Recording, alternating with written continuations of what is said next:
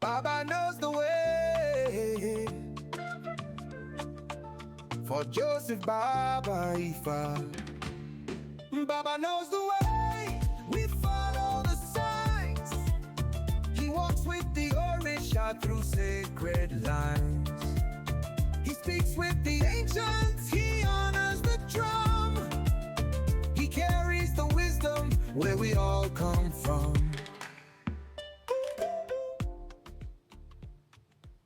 Where you from, sir? So I am from Los Angeles, California.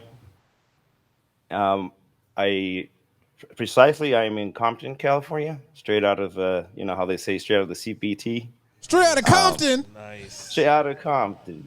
I'm gonna be honest with you. The first time Berniel reached out, and for anybody that has seen any of our lives, Berniel has been a very avid supporter of the channel. Babalawo brother.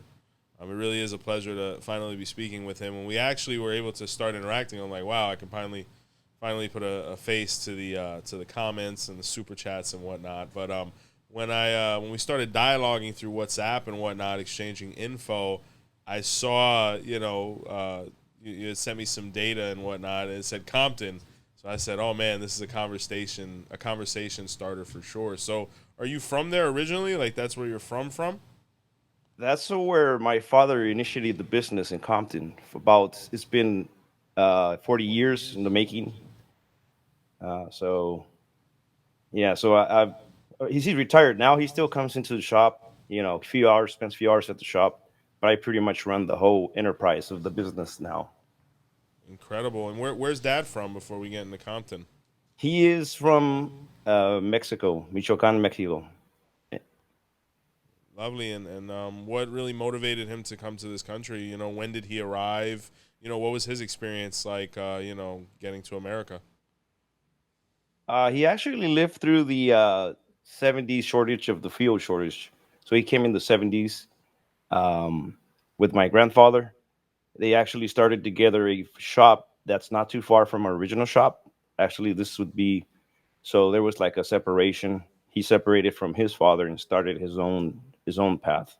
And so he technically was never he had the technician title, but from Mexico, but he started the the process of becoming an actual owner operator of a business when he got here to the United States. And as anyone, he was looking for a better way of life to prosper and for his family. And I, the second generation to third generation from my grandfather to continue the automotive business.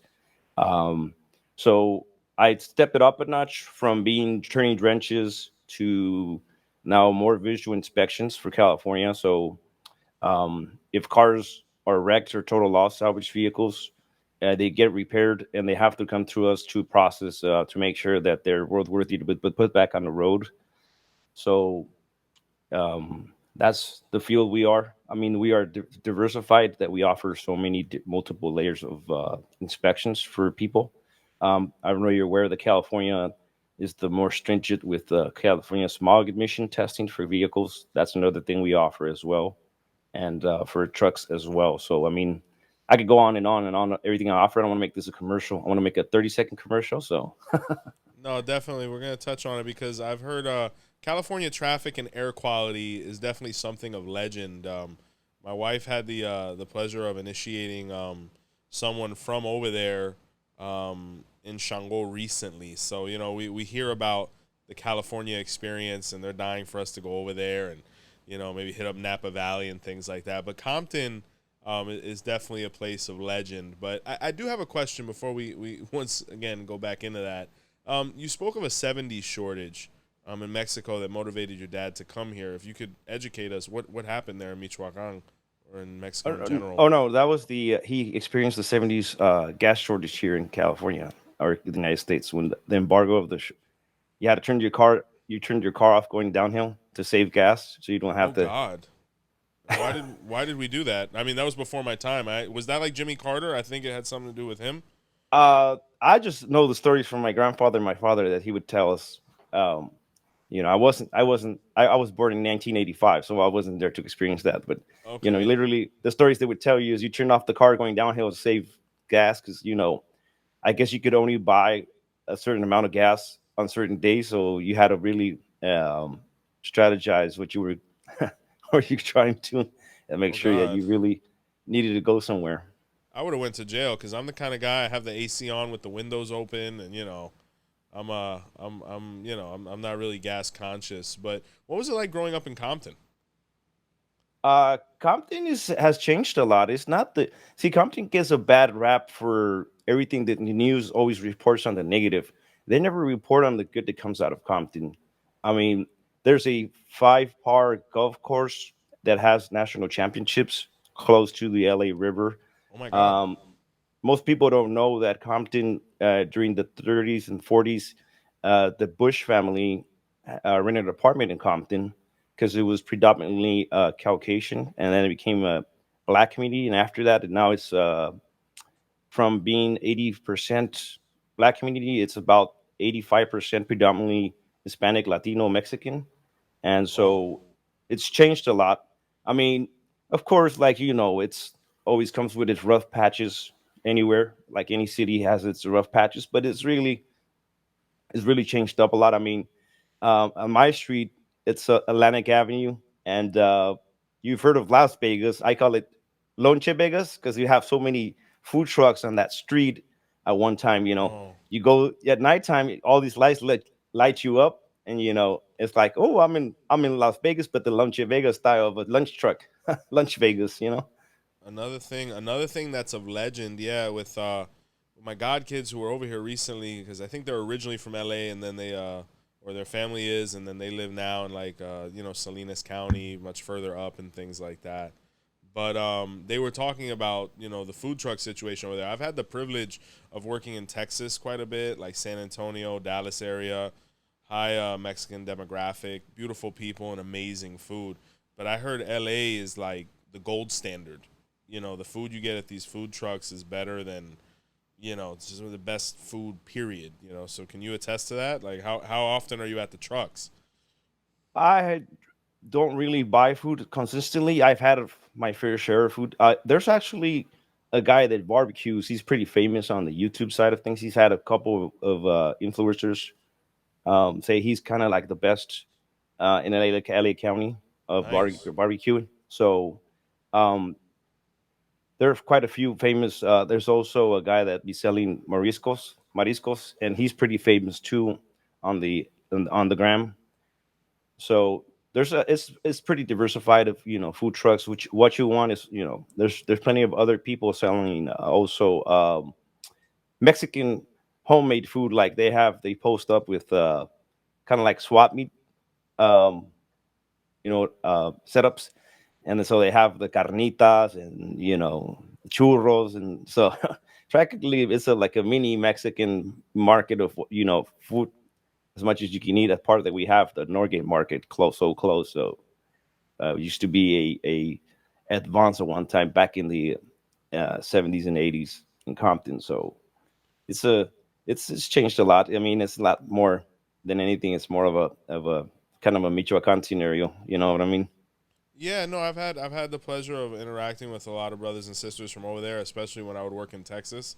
A lot of them were from Michoacan, and once again, really lovely people. I'm partial to a great chile relleno, but I hear about that culture over there and just how you can get authentic stuff like within a hand's reach. Here in Orlando, the food scene is getting much better, but I think there's still so much we could improve upon.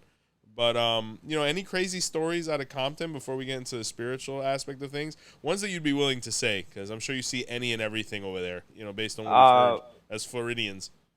so I'm pretty well informed of everything that goes on, but I mean, is anything specific you really want to talk about? Like, is it I don't something know. you have Maybe in the one mind? that stuck out to you the most, where you're like, "Oh my God, that just happened." We've had we had the that that guy that threw the rock a couple months back to the No, ICE no, officers. no, God, Um, no. so the Home Depot in Paramount, actually, that where that incident happened was 3 to 4 blocks away from me. So from my place of business. Um, so the guy had was wearing the helmet that threw the rock. Uh, and all these riots were going. That's where everything got started. So and then it spread out to LA City, and we had all the riots in downtown LA. Phil, did you But hear about this? Yeah, man, it was a big thing in LA. Well, I'm so out of touch with when you have young children. You know, my the way I find about the world is whatever Miss Rachel tells me. So like, it's either that or the Wiggles, or you know. But what Yeah, what it was happened? huge. I mean, exactly what Bernie said. There was an altercation with some people in ICE, and then it just turned into and escalated into pretty much riots in some isolated parts of town. Oh, that was that.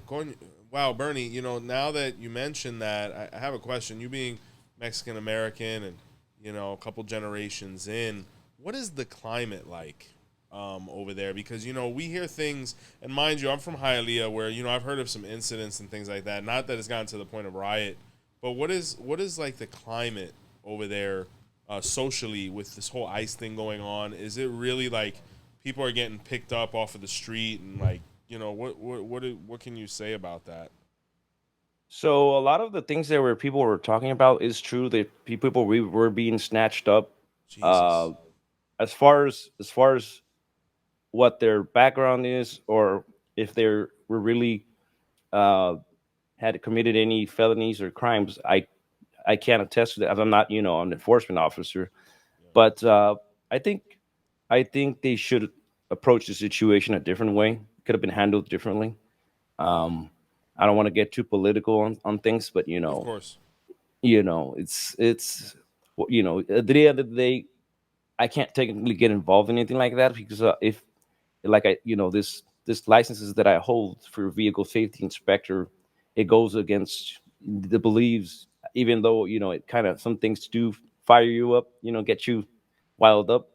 Yes, sir. You have to remain neutral, in the sense, you can't go against the people that give you my licenses. So I don't want to be part of anything like that. I don't want to end Of up course. on the America's Most Wanted, or Yeah, right, on a milk carton. I tell you, so, as someone such as myself, the reason I ask is because, you know, when you're so far detached from a situation, I mean, even though we're all Latino, you know, California to people like us is like an enigma, you know, because I've never been there. It's like a whole other world. And then when you hear things like this happening, you're like, man, is that really real? Because, you know, you kind of look at the news, and you're like, can I trust any of these people? Can I trust Facebook? And, you know, to see someone such as yourself saying, yeah, people were being apprehended, um, that's really wild, because, you know, me just being a regular person walking out my front door and, you know, being taken away from my family, or, you know, and the idea that possibly, you know, people might not be, you know, having the charges that are necessary to get apprehended in that way, that's really scary. And, you know, I think if nothing more, just to say, hey, that is real and that is happening, is enough to make some people, you know, ponder, you know, where are we headed?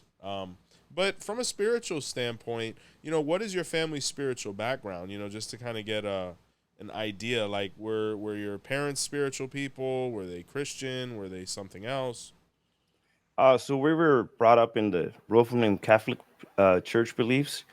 Um, my father was initially the one that brought us into the Ocha, or the Santo religion. Um, it's not to get into much detail, but he had justice problems in 1996. Um, so there was quite a melodrama between. Uh, he was a former smog check inspector, so he got, like anybody, you get caught up with in the wrong side of the fence. You know what I'm saying? Because there's two sides of the fence: the ones where you're outside freely, and the one you catch you caught up on the other side. Yeah. Got me, like the song, got me locked up, won't let me out. So, uh, his padrino, which was his padrino, was Reynaldo, which he's passed now, but he's the one who my father is crowned Obatala, or like you would say, the first, like in your patekis, or inshallah. Yes, sir. Yeah. Um, so he brought us in. He's probably like 20, I would say 27 years of when he did his crowning of Watala. Wow. I've been 20 years in. So, and as a practitioner of the Ifa practice, I've been 8 years. So Nice. I did Ocha. I just celebrated my how do we call it? I guess birthday of Ocha, Yes, June sir. 17th, and Wow. then coincidence. Tomorrow is August the 4th is the day I initiated Ifa. Oh my Uh, gosh. 8 years ago. Lovely, man. Good boy, man. So I always say that people say that there's coincidence. I think there is no coincidence. Uh, I think there's, like you always say, there's a purpose why people are like it. There, I guess we come back from previous lives to complete a mission. I believe that I am doing everything possible to complete that mission. If people believe in reincarnation, to his own whatever beliefs. I'm not here to judge anybody's belief, but a lot of the talking points you talk about do correlate with me. So uh, funny story, just a side story. The building where we're at, it was initially, so we went to the record Hall of Records. Was it started in 1937? In 19, the building, when it was cemented and everything, they put a date 10/29, 1946. 10/29 is the day of my birthday. I was born October 29th, 1985. Oh my gosh. So so you always ponder, like, how do things always correlate? Like, I mean, I guess things are just meant to happen when they're happen, right? Absolutely. So It's a big spider web, especially as you get into the literature and you start getting these confirmations, especially after you go through your itefa, where your Odu is revealed. I remember the first time I read mine, I got very emotional because it provided confirmations that I never knew I would actually receive, about certain conditions of my life. And, when you look at your father, him going through the situations he went through and getting a positive result, coming from, the Roman Catholic Church, how did he end up in a botanica, or how did he end up meeting your godfather Reynaldo? Was it because of the legal situation, or was he frequenting it, just kind of dabbling and getting to know it? How did he get um involved? so the backstory is kind of vague. He had so he had he when everything's like, seems like all doors are closing in front of you. um he was brought to the house of religion by another person, and so he put all his faith in Santeria. So he formed Ocha, and Ocha, revealed to him, his padrino told him in the Ita that Ocha would, relinquish him, but he would have, like anything, when the Oba is talking to you, he's telling you, the signals. He's talking future, present, and past. So, um, and he's here to this day. So he still keeps, his santos. He's not a practitioner of Ifa, but he is he is like an old school guy when it comes to the Santeria. Every year, you keep your santos, you refresh them, lo refrescas para que, to give you another, you uh, what's the word? You show a motive of gratitude to your santos, for another year that come to live in this world. So yeah, that's pretty much how he was initiated in the Santeria. So you knowing your dad one way, and then all of a sudden he's practicing this new religion. What was your reaction, like when your father was like, "Hey, I do this now"? Like, what's going through your mind? As a young, so I was very young. I was say I was like a 9, 10 year old kid. So I really wasn't really, you know, a lot of stuff wasn't clicking in my mind as far as what Santeria really was.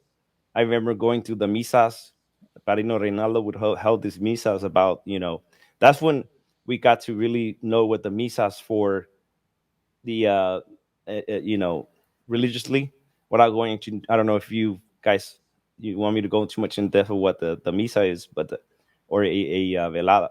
But it was something totally very different. How the spirits, come to speak to you and everything. And it was, as a kid, it kind of like we were. I would smile because I'd never seen somebody jump up and down, and when you know, I guess when the spirit came in to talk. So now that I know what it is, you have a little more respect for the spiritistas, or the people performing the what, the velada, or the what you would call the misa. And it's very how it's very intertwined with the how they hit the with the Roman Catholic Church. They hit this with the deities in order to protect it, and conserve the how the Africans would bring this as practitioners is very, very uh, what you call interesting. A lot of the things that go on, and even in the Roman Catholic Church, a lot of the stuff about the sacrifices of the animals have been omitted from the Bible. You even have a talking point that I've been kind of wanting to talk to you about the how you say Jesus was more of a prophet than anything. Yeah, no, Jesus was great. I mean, mind you, we have scripture that speaks of a gentleman named 𝘃𝗶𝗱𝗁, which has been interpreted not by us, but by traditional brothers before we ever had that information as him, right? Whether that's in the 𝗃𝗶𝗶𝗃𝗁 or also in the 𝗃𝗶𝗶𝗁𝗁, where, they say that, this character, this personality received his hand of Ifa and was urged by Orunmila to initiate into Ifa priesthood, but due to his obligations and image within the spirituality, he was kind of redefining, going from Judaism into what his school of thought and philosophy would be. He chose not to, and he ultimately, found his demise because of it. But when, being somebody that, grew up Roman Catholic as well, in quotations, it really is interesting. And, mind you, every day I look at my YouTube Studio app, and everyone's like, Jesus is gonna save you, God bless you, you need God, all these different things. They get deleted at this point, but it happens all the time. But I tell you, when you look at that specific sect of Christianity, it's one of the most Ifa influenced, I think. When you look at the different manifestation of the saints and the ritualism and somewhat pagan influence that you see within the church, and then you look at the Vatican, you look at that library that nobody has access to, and you hear about the initiation rites for a priest, a bishop, a cardinal, a pope, and you're like, man, that really it sounds like Ifa, so it makes you wonder, but when you look at some of the concepts, you can see how one came from the other, but we're constantly getting a hate comment about that. But it is an interesting point because, being somebody that kind of lived a double life, because we go to like church on Friday, but then, we'd be having a misa as well. I empathize with you because I remember being that 9, 10, 11-year-old boy in a misa looking at a guy come down with a spirit, drink a bottle of rum, smoke a cigar, all these different things, and being like, what the hell is going on? And then rather than being afraid of it, being intrigued by it and being like, maybe I want to know a little bit more about this. This is much cooler than what's happening at church. So I guess, some people are with it and some people, they get turned off. But I think at that moment you kind of realize, because now I look at my kids and, like my daughter, she doesn't sit in the circle because she's young and my son's a baby. But, we'll be on the outside and whatnot. And, I watch them and I analyze them because, you're always kind of, observing them. And they're with it. They're completely observant. They're quiet a lot. The muerto will be like, come here. The muerto will give them a hug. We'll clean them. Most kids will probably be terrified. But, mine, I'm kind of like, wow, it's in the blood, to a certain degree. So to see that is comforting. But I remember being that kid and being like, what is this? And then, my grandma would be like, cállate, don't say nothing. You can't say nothing in church. We're all going to hell. So, it's a wild experience. So I get it completely. Have you, with your family, has Ifa penetrated within your family and your nucleus, as far as children, partnership, etc.? Yes, I'm going to add a little more to the spiritista thing. I Okay. was I remember that during a misa, there was an espiritista that said that I was born to be, or like I was gifted. I just never had a mentor to guide me to be because I could have been a very good spiritista or initiated in that. So because I at a very young age I could see I do see stuff move around and stuff like that. I mean, I could a fraction of a second. So I sometimes be sitting in a room and I one time was a known practitioner of Ifa, whose name is 𝗃𝗏𝗃𝗏, Mm. and I told him, who is this kid that's always following you around? He said, what do you mean this kid? Like an 8 or 9 year old kid that's always following you, and he says, you are the first and only one that I has ever come up to me and said that he's a nephew of mine that passed a couple of years back, and he says he's always following you around, and so I guess I was at a very young age born with I guess you could call it a gift, or you've mentioned it in previous broadcasts. Some people are just born or have that talent at a very young age. Now, as far as go ahead. No, I was gonna say your Odu speaks of that entirely. I mean, when you look at the Odu of Ogbe Bara, of which I'm a huge fan, um, it speaks of the herb, the 𝗃𝗏𝗃𝗏, and the 𝗃𝗏𝗃𝗏 always felt out of place because he was always stimulated spiritually, and he would kind of like be overstimulated and see the dead and things like that. And he's like, I need to go to a place where I don't feel so shocked every time this happens, or where I feel more comfortable. And Orumila told him to perform at Bo and deposit it at the cemetery. And when he went there, he decided to stay because he's like, okay, all the people and things that I see normally are here anyway. It's kind of more my environment, damp, humid, a little dim. And, that plant till this day tends to grow in conditions that are similar to cemeteries. So someone such as yourself, because everybody, a lot of brothers are really nervous. They get really like fidgety when they talk about that. Like, I've spoken to brothers and they're like, yeah, I don't feel, see, or hear anything. I said, that's impossible. Because to be human is to be a spiritist, whether you delve into that muscle or molecule or not. But there has to be some type of spiritual response because without it, there can't be any life. That's why when you look at somebody living, it looks so different from somebody that is transitioned. So I would say, especially when I started, I think our situation is similar because that's kind of how I would see things. I would see a shadow, I'd see something out of the corner of my eye, or I'd begin to like see a movie reel in my head. And I remember the first time I saw a spirit, I was like 3 or 4 years old. We were living in Lago Grande in Hialeah, and I remember the first time I was walking from my grandmother's bedroom to my mom's bedroom, I saw like this huge, dark spirit on the stairs, and I was like, holy cow. And I kind of just sat there. I remember this as a 3, 4 year old boy. And, at that point I knew, I don't think I ever mentioned it until I became an adult because it really didn't sink in at that point. So, but another aspect of what you're saying has to do with, your Shango priesthood. Now, when you went to receive your hand of Ifa, did you have any idea about the Orishas, or how old were you, or what was that process like, where Shango was ultimately revealed as the Orisha you were meant to be initiated into? So I when my father initiated Ocha with Obatala, his padrino at one point had passed, and we were followed up. We ended up somehow in another house of religion with my madrina, who's passed now as well.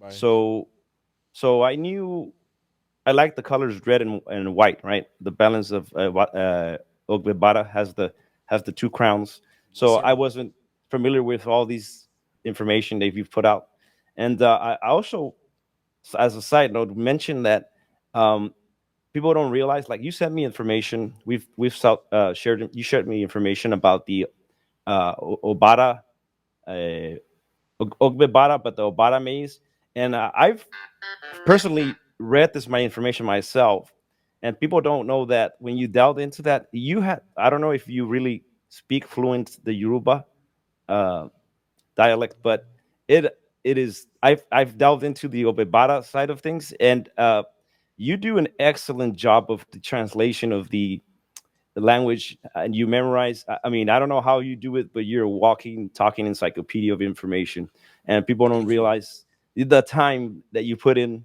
the effort.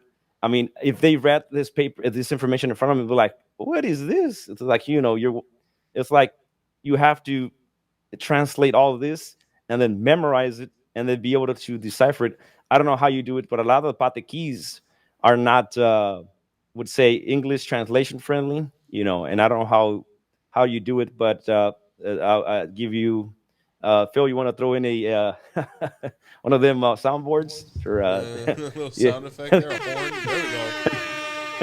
I appreciate you, and honestly, man, it's just it's what I enjoy, and I give it to my background as well. Like Spanglish was really my first language. 3 words English, 4 words Spanish, and when I look at Yoruba, I'm nowhere near fluent. I'm not conversational, and I kind of had to come to the conclusion whether I wanted to be at some point or not, because I said I'm gonna spend like 10 years becoming fluent in this language, and I'm not gonna necessarily know more Ifa from it.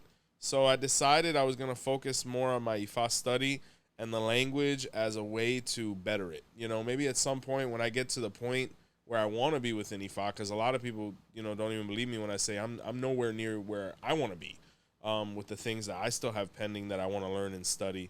Maybe I'll focus more on the language. Maybe I'll introduce it to my children, because the thing about Yoruba is great as long as you have somebody to speak it with. So if you just learn the language and you're trying to retain all this vocabulary, 10,000 words or so, it's going to go, because Ifa is the same thing. If you don't stimulate Ifa, Ifa is going to leave you, so you have to constantly be on top of it. And I really just chalk it up to I'm wired a little different. I just always enjoyed it. I mean, from the little things I was able to study before I did Ifa to when my godfather literally blessed me with the most incredible library I've ever encountered. It really has been very nourishing for me, and it's kind of a frustrating relationship, because I always want to study more. You have obligations, you have a family, and before my greatest goal was to be the greatest Babalawo I could be. Now it's all about being the best father and best husband with a family. So it's about finding that balance, and a lot of brothers are working on a daily basis to stay sharp with that green and yellow sword, and apart from that, be good men to their homes. So that's really where it comes from. So I appreciate you, sincerely. So Baba Joseph, I've worked my fair share being in the practitioner for 8 years. I haven't worked with everybody, but I had my fair share of Babalawo Ludos. And in the plante, like you would say in Cuba, el plante se forma la película. You you you do the la carga. You put so when I watch your videos, I delved in very close to like the a lot of people don't really pay attention to all the detail, but I by the perspective of the words of what you said, I can pretty much say that you do your own carga, you mount things, you pretty much do everything, you pretty much know how to do everything yourself, Hmm. and that is not something you see apart from of what I said, that you delve into like the patequis and the literature, and a lot of songs. I mean, I don't know a lot of Vavalaos that are complete, almost like what I would say you're up there in the 85-95% of knowledge of what you hold. So I got to give it to you. I mean, when you recognize somebody that has that ability, I mean, my sincerest, my hat, I throw my hat at you, like, respectfully. No, you're very kind and you humble me, and I think that's really a result of my godfather and my elders. I remember when I did Ifa in a lineage where all the gentlemen that were at my Ifa, any one of them could have directed it, which was really imposing for me as a 23-year-old young man, and just being around all these leopards, like I used to call them. So from the very beginning, my godfather said, you have to be complete. You can't just be a talker. You have to know ceremony. You have to know how to mount. You have to. I went through every apprenticeship there was, and I kind of got bounced around. Where like one month I was with him, and then another month I was with my uncle Barbarito, and then another month I was directing, with my uncle Luisito Gundamasa, and just all these great men, my Ubona, and I'm very lucky. I think I'm very lucky and very fortunate to have amazing teachers, and I think the very little neurons and molecules that work, you know, just to have the interest in what was being presented to me. But yeah, it's very humbling, and you know, I love my brothers, and I love interacting and meeting new guys and seeing how they do things, and you know, just being able to recognize everybody's talents and different way of doing things has made my job so much easier, because you can really tell the stage of the journey somebody's at based on their attitude or opinion. So you can tell that somebody hasn't walked a lot when they're like, no, things are only done this way. Like the necklace has to be green and yellow, or it has to be on the left wrist, or, you know, the candle has to be here.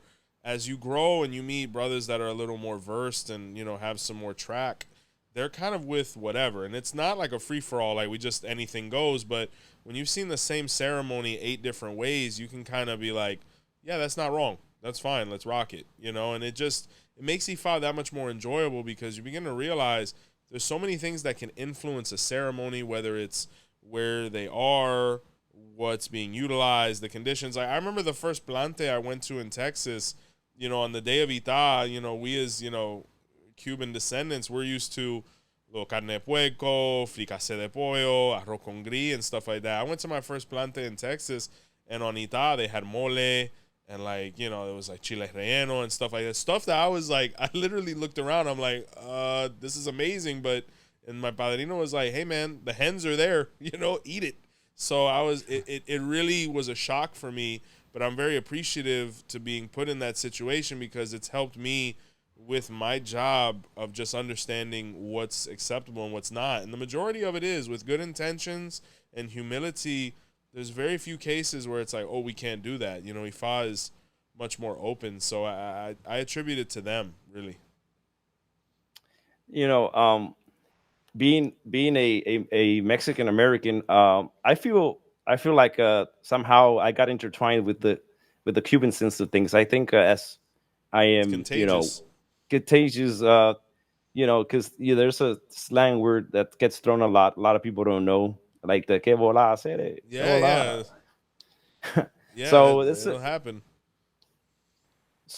you know, and not only that, you know, if I wanted to go into the, you know, like the Cubans would say, todo ya te convertiste todo en un cubanito. Yeah. No, yeah, it happens. And, you know, honestly, it's the same thing. Like when I spent, I think at one point I was in Texas for like 2 months, and se te pega, you know, the órale and all this stuff. It's like, because we're all brothers. You know, I think the time of the Cuban gold standard really isn't, you know, necessary anymore. It's like, you know, if it was a Babalawo, it had to be Cuban, but there's so many talented brothers everywhere. You have brothers in Mexico that are super talented, Venezuela, different parts of the country now, like where you're at. Texas as well is going through a renaissance period, Atlanta.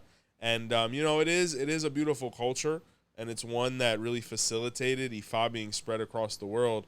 But I think what's been enjoyable for me is being a very prototypical Hialean, is just seeing all the different brothers come in, and it's a really lovely room. You know what I'm saying? When you have people from all walks of life, and, you know, 𝘀𝗻𝗏 really unites us. So, you know, I've always been an advocate for that, and I've always worked very well with brothers from different places. Like I've met gentlemen, I have god brothers that are Russian, Yugoslavian, like people from all over the world have come looking for 𝘀𝗻𝗏's salvation. So I think that's the greatest part of Ifa, is it unites great men.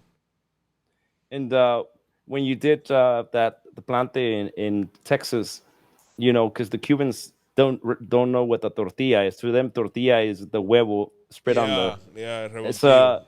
revoltillo. So you know, so there's a quite a.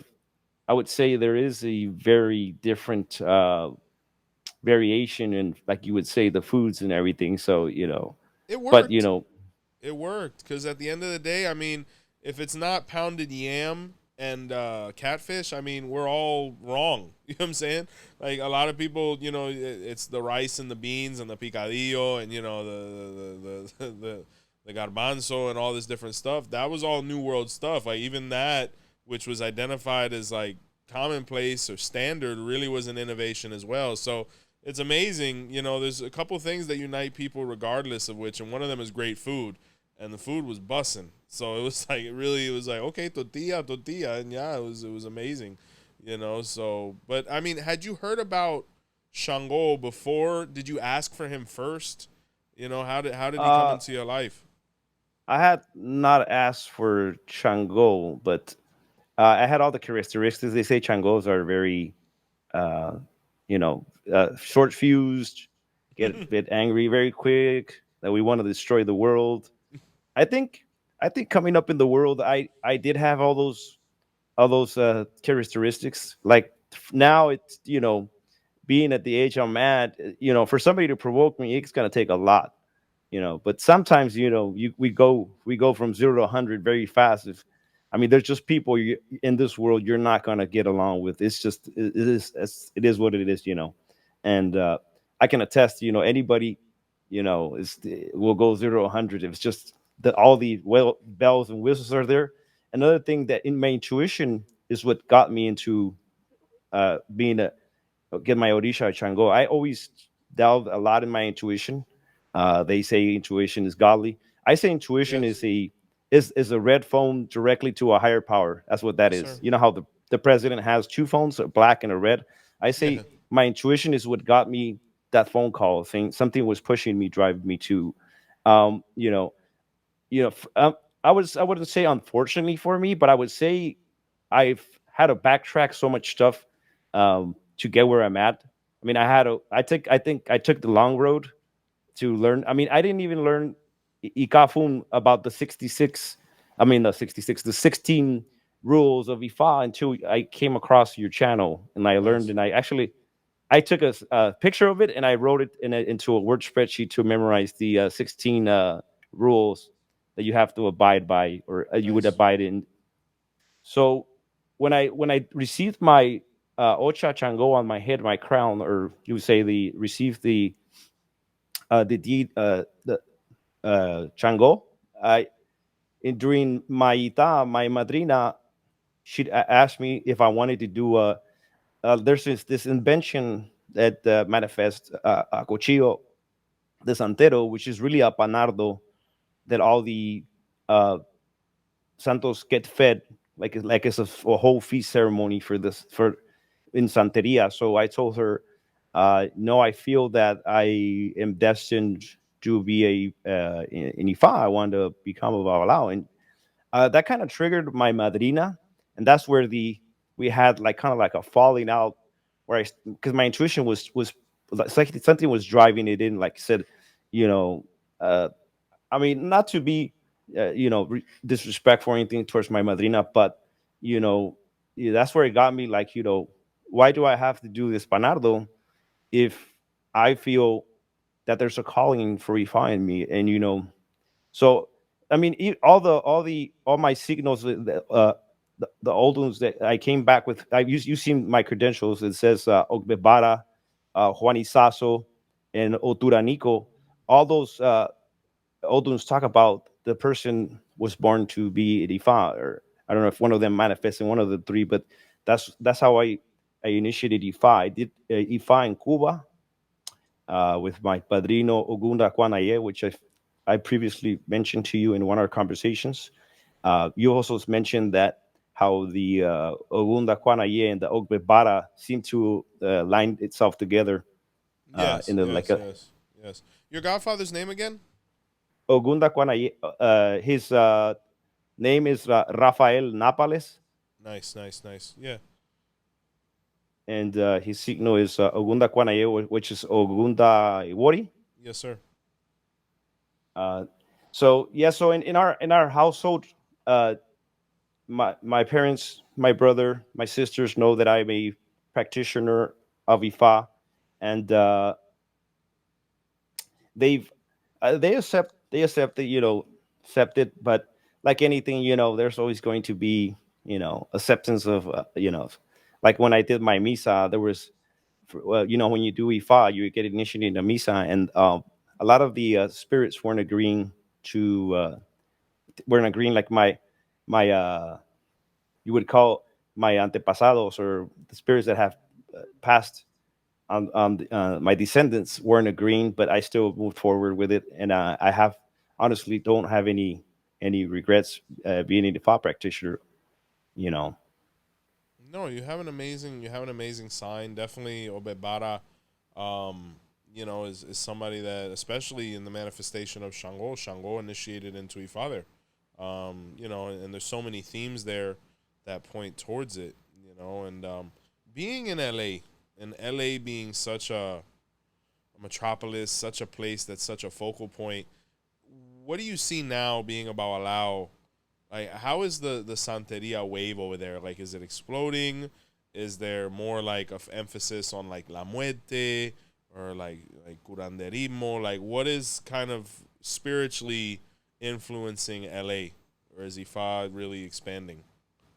I would say Ifa is expanding, but like you said, it's in a renaissance period.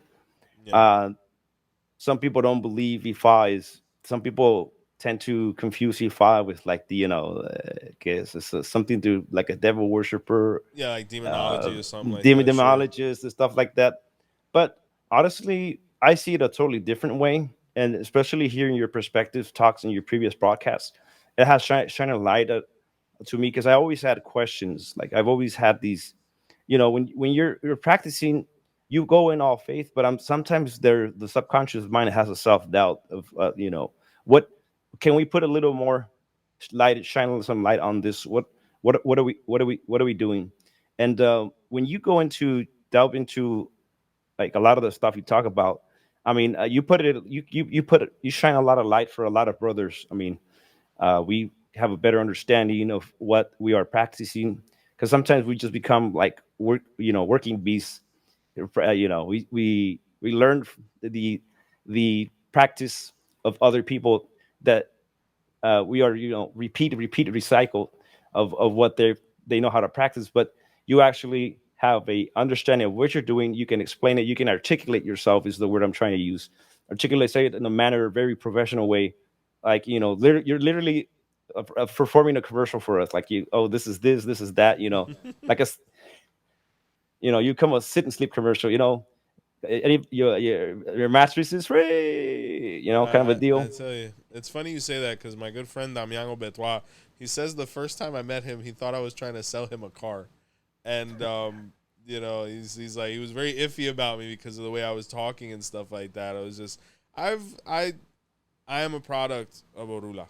You know, where I'm from isn't always pretty. Like Hialeah, Opalaka. My family's from Brooklyn. Like, it's not the most aesthetically pleasing places. And someone such as yourself from Compton, there's gray areas there as well. So it's like, when you come from certain environments and you start off a certain way, and you come in contact with a higher power and literature and philosophy like Ifa, my biggest goal has always been to represent 𝗃𝗏𝗏 well. You know, we're all human beings, and it's like you said, under the right conditions, anybody could blow a gasket. But really, the growth and the assimilation of Iwa comes through the sacrifices we make every day as human beings to be something greater. Because now I'm not just holding myself accountable to my mother, my family, my wife, my children. I'm holding myself accountable to God. I'm holding myself accountable to 𝗃𝗏𝗏, who to me has been the most perfect expression of masculinity and humanity that I've ever heard about. And there's been great prophets and great figures, but no one has ever been able to take the glamour away from 𝗃𝗏𝗏 in my eyes. So that's really where it comes from. And just being able to, express things in a way where it can benefit us as a whole. Like, I think one of the most dangerous things that could happen as a human being is doing things without reason, because you get into this routine where, to what point are we going to go? Where are we going to take it? When you look at atrocities like across history, that was the result of that, whether it was things like the Inquisition, the Holocaust, the Crusades, any of these things where so many people were lost because we didn't ask why. Literally, that one question is what differentiates us from all other beasts, right? Like 𝗃𝗏𝗏𝗏 says. So, that really is nothing more than a result of that. You now, having had a really interesting path, being in a place that's so active, you as a Babalawo, what would you say to that person that is seeing this random interaction and saying, I'm interested in Ifa? What would you say to those people who want to get involved now with this new boom?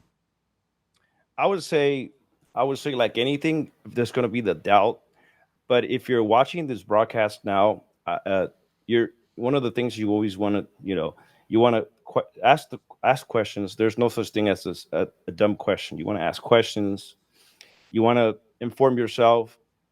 The other thing too is like here we're talking. I'm talking with you, Baba Joseph, and you do a lot of stuff for the Ifa community. You're like a mentor to a lot of us. I mean, I still feel that I'm on training wheels. Honestly, I'm Same here, still brother. learning every day. I'm learning as we go along. I'm you know I'm not, I feel that I'm not at the level I should be, just like you feel.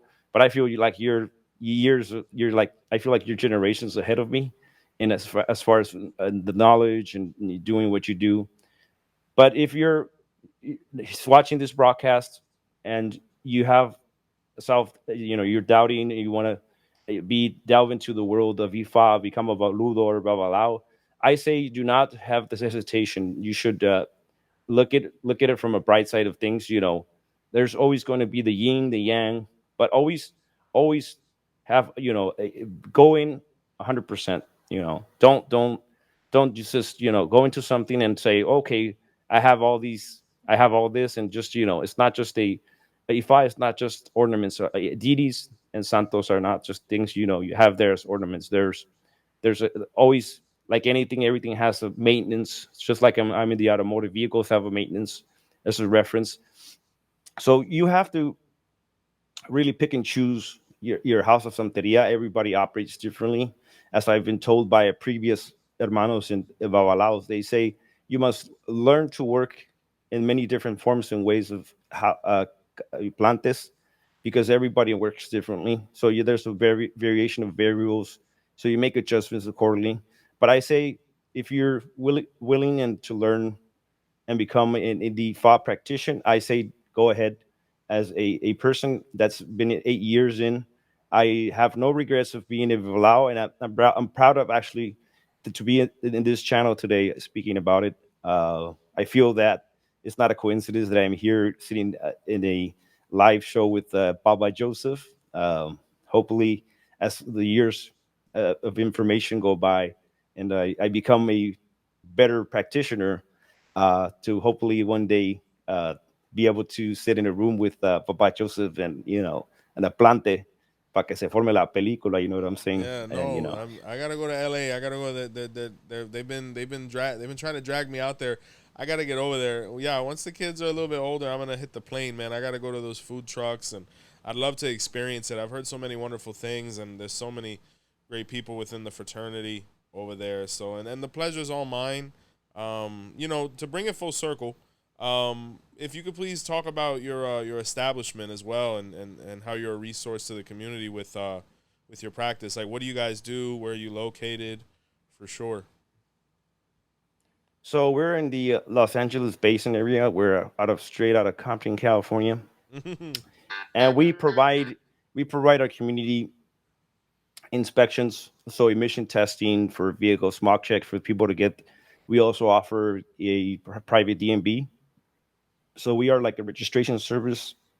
So California is DMBs. It's not like in Florida or Texas that it's organized and you get out quick. A lot of people also look at alternatives, so they come to us. We're like a turnkey solution to resolve. If you're, don't want to wait the long lines at the DMB, we offer that same service DMB has at our office or our establishment. So we offer a multitude of services. So its vehicle safety does mark check, the brake lamp inspection, which has been replaced by the vehicle safety inspection program, which is an updated version of the brake lamp, which is what stands here in my logo. The EBL stands for Ed's brake lamp. So it's the E flipped, the B forward, and the L through it. So that's what that's where the Berniel came to be. So my name is Ah, my real name is Bernardo, but I had to create this YouTube character, or nice. Berniel came with the, because in the Roman Catholic Church they have the belief of the archangels. So you have Michael, you have Raphael, Uriel, and all of them end in L. And EL stands for Allahim, which is the higher power, the creator. So I said, hey, why not add one more god of child, Berniel, to the equation? So now that's how the Berniel came to be. So I used to have the Bernie ELCC, which is if you look at the letters, it's the B, E, and L, and the C's flipped against it. So it's Bernie LCC. So the creativity is just there.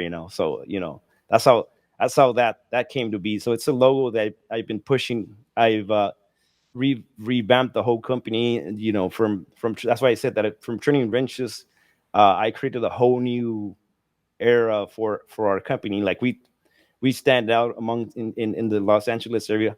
I mean, we have our Facebook, uh, www.𝘃𝗶𝗱𝗁𝗲𝗏.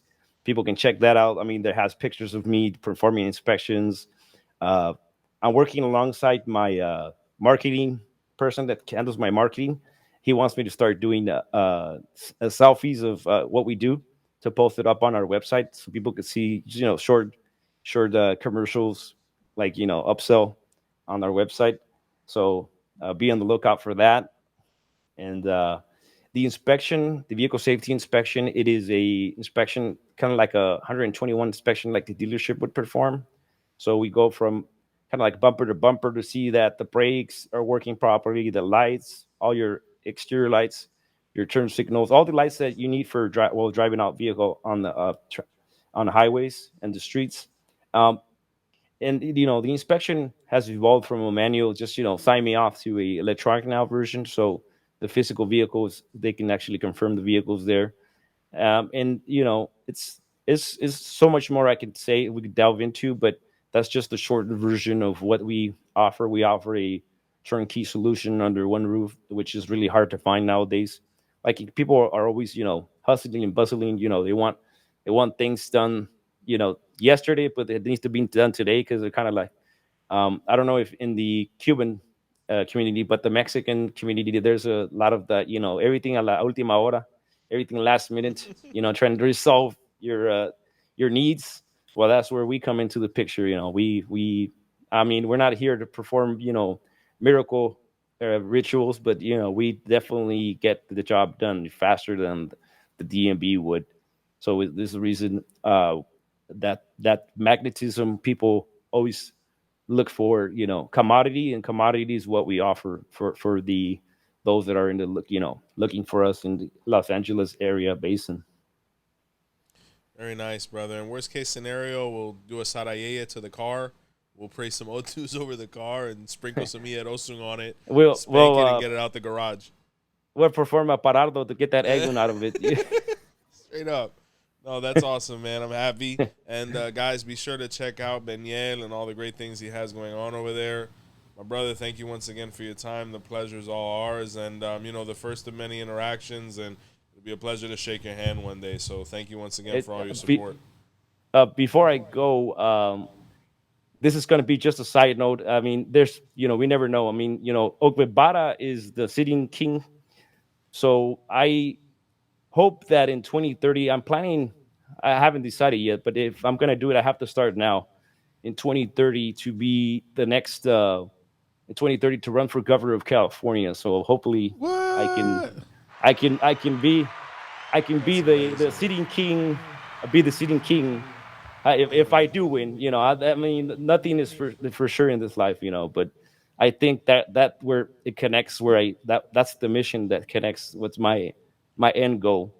And after the 4 years are up, pretty much I would go just and mellow out and just practice the Ifa, remove myself from the public view, and just straight just to dedicate myself to the Ifa practice in Orumila, because Orula has gifted me with he's blessed. I'm here, I'm blessed, and it's an honor and a privilege to be here with you guys today. So absolutely. And I think any public office that you ultimately occupy is going to benefit with the empathy and humility that you bring, not only to our community, but the communities at large from the area you're from. I think it'll be beneficial all the way through. So that's awesome. That idea and that concept, and ultimately seeing it manifest would be awesome for sure. And Baba Joseph Compton welcomes you with open arms anytime. Oh, that means a lot. That means a lot. That means a lot. So I would throw up. I would throw up the West Side, but I don't know who's watching. We don't need another charge. Yeah. So we'll I'll be over there though for sure. It wouldn't be a problem. I mean, I'm well known. Like there's a certain respect if you when you go to my place of business. If you ever do visit, just to let you know, those people that graffiti tag the walls do not graffiti tag my walls. They respect our walls. They graffiti everybody else's sick bar. So that's that shows you a lot of how respect they have for our presence. Our presence is known. You're the car guy, man. I mean, that's the last guy. I mean, if anybody needs that inspection, that's not the place to graph. So I can see why, man. And you're a gentleman, so it makes perfect sense. That's awesome.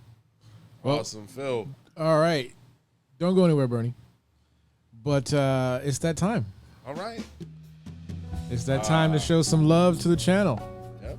And if you guys are unaware of what I'm doing, we have a membership program that you can join, and that gives you access to 3 separate tiers, each tier offering its own separate perks, whether it's early releases, extra shows, live shows just for you, discounts on merch, you name it.